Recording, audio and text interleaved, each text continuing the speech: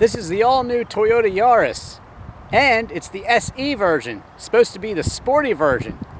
Is it sporty? Let's find out. Well, as far as the Yaris goes, it does look kind of sporty thanks to the 16-inch alloy wheels. I think it looks really great in this color too. Overall, for a mainstream Toyota, yeah, I do think it looks sporty. It even comes with a sporty interior, unique to the SE model. I definitely like the two-tone interior. Very nice. Power windows and locks, some controls on the steering wheel as well, and, well, nicely laid out gauges. I do miss the enclosed console storage, but you can use the glove box if need be. Ventilation controls, all very simple. Radio controls, all very simple. It's kind of a stark, minimalistic interior, and I think it works actually.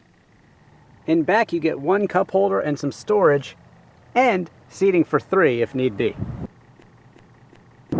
Open up the trunk and you'll find that there's great room for this grocery getter. And of course you can fold the seats down for even more room. Over 15 cubic feet actually. The Yaris is powered by a 1.5 liter dual overhead cam 16 valve 4 liter engine, making 106 horsepower and 103 pound-feet of torque.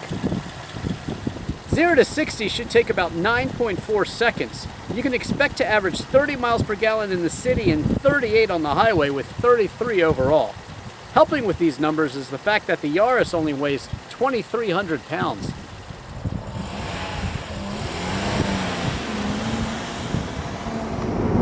So the Yaris comes in 2 forms. You can either get it in a 3-door or a 5-door hatchback.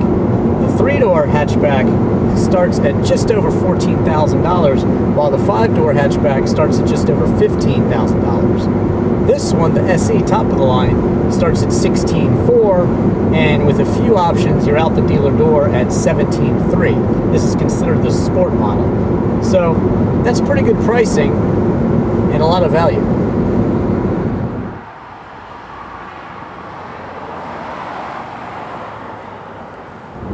Cruising along in the Yaris here at highway speeds, and about 70 miles an hour, you're at 3,000 RPMs, and I've been averaging almost 35 miles per gallon here, and that's pretty good considering the average is 33. And I've also been contemplating the Kia Rio that I just drove as opposed to this Yaris here.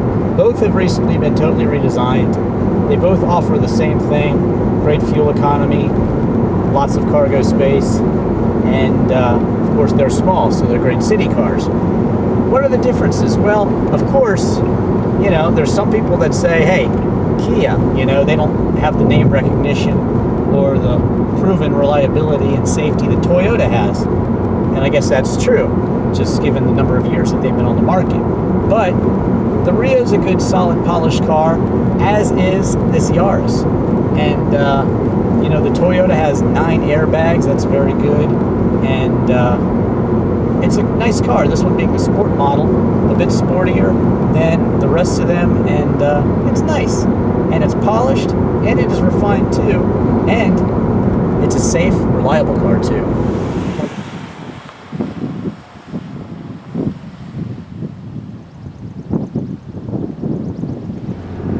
Taking a look at the night look here on the Yaris.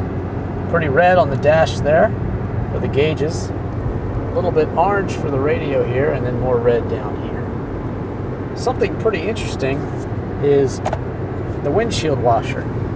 And it just kind of sprays nicely from the actual windshield wiper, and there's just one.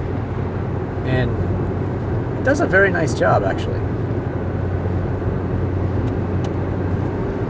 Taking it through the turns, well, there's definitely a change in this SE. It's a little bit sharper in terms of its handling. The turning circle is larger. That's what you get for the different steering ratio. But in terms of hugging the turns and being able to take a turn with more feedback from the steering wheel and better handling, well, the SE does deliver. it's actually pretty fun to drive.